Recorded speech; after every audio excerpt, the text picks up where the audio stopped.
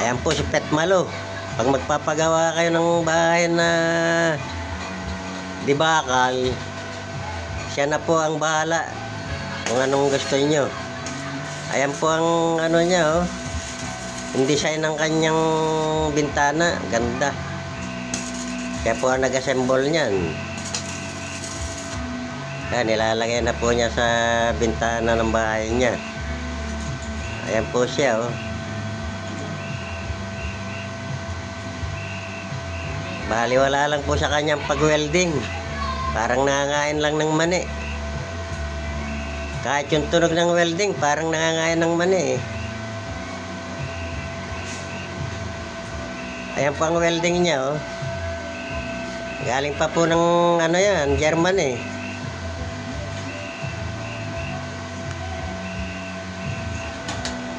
Kita naman ninyo ang under, napakahina. Kung sa ibang welding machine, eh, sobrang lakas ng under. Ito, napakahina. Yan po, oh, baka gusto niya umorder nito. Eh, wala po siyang nito.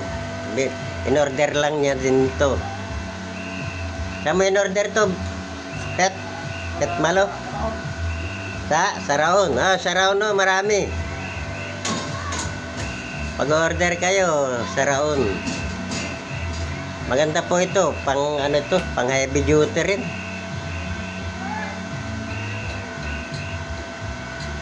Ayan po, ayan yung welding machine niya, oh. Original po yan.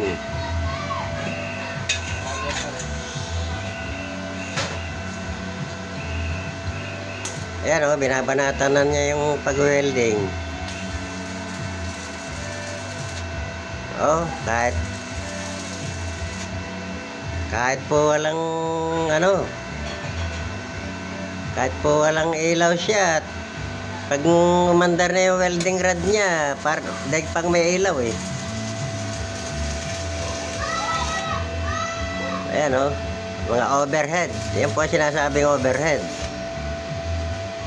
Bali wala po sa kanya yung ano, yung baga na pumapatak.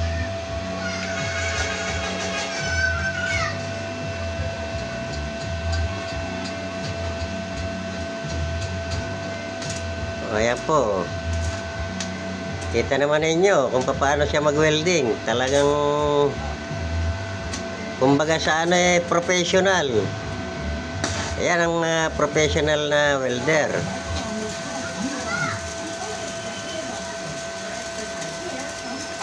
Ayan po, kahit matagal itutok yung welding rod, eh, talagang sumisiklab. Para pong gamot na moksiklab, sumisiklab. Ayan po, mani-mani lang sa kanyang mag-welding. Parang nangangain lang ng mani. Yung lagutok po ng kain ng mani at saka yung under ng welding machine niya, halos isa. Isang tunog.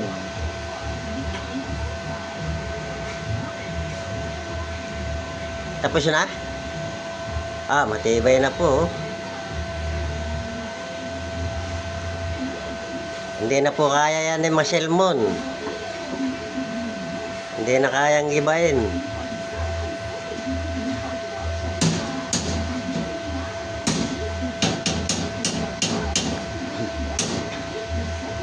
Ayan po, inaalis niya yung baga. Yung baga sa bakal.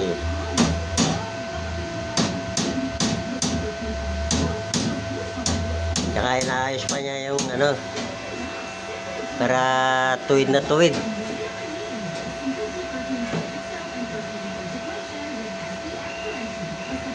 Magaling po siyang magtuwid ng bakal. Oh, kahit na po matigas yung bakal, sa kanya malambot lang.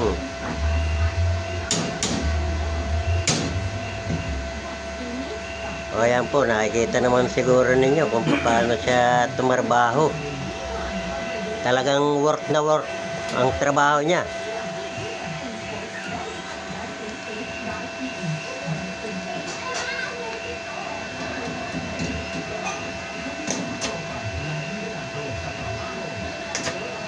Kaya pinupul weld na po niya.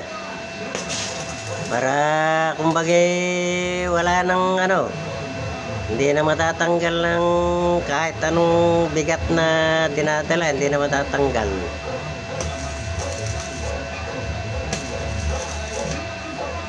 Kita nyo ang welding niya, oh, parang Christmas light. Parang Christmas light sa ano, sa bagong taon. Oh. Siguro naman nakakita na kayo sa bagong taon ng mga lumilipad na ano, na Christmas light sa itaas. Ganon din po ang ano niya, ang pag-welding. Kala mo po bagong taon na eh, pero nagwe-welding lang po siya niyan.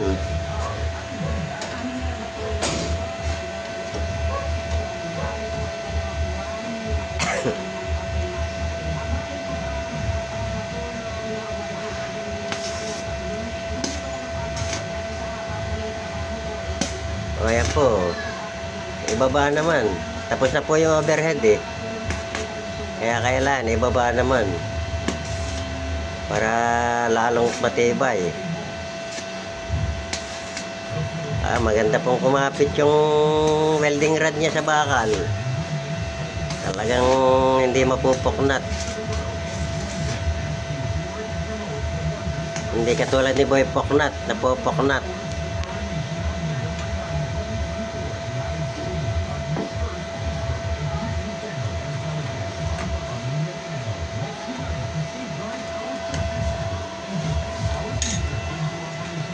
Ka-record yan, tay? Ha? Ka-record? Oo. Record ba yan? Record? Yan po, tinanong pa niya kung naka-record. Eh, kasi magagalit siya pag hindi naka-record. Ganyan po si Pet Malo. Talagang malupet. Talaga pong kapit na kapit ang kanyang pag-welding. Kaya nga po tinawagan siyang Pet Malo eh. Sa kabaliktaran po, malupit. Kapit na kapit yung welding niya. Wala pong tanggalan yan kahit anong mangyari.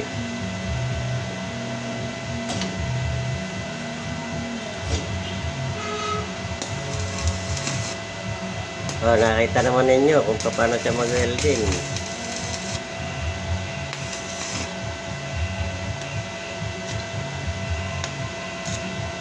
Yung pong iba, naka-face shield.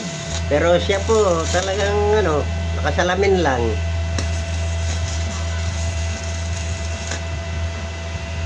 Partida na po yan. Salamin lang ang gamit niya.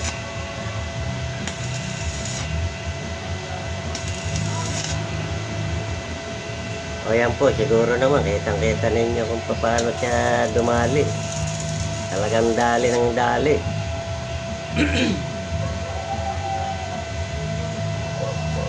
Ipod na yung bakal dyan, tay. I-off mo yung patay. Alin? Yan. Off tapos open. May bakal po dito. Pindutin mo ulit yung puno, tay. Ito? Pindutin mo.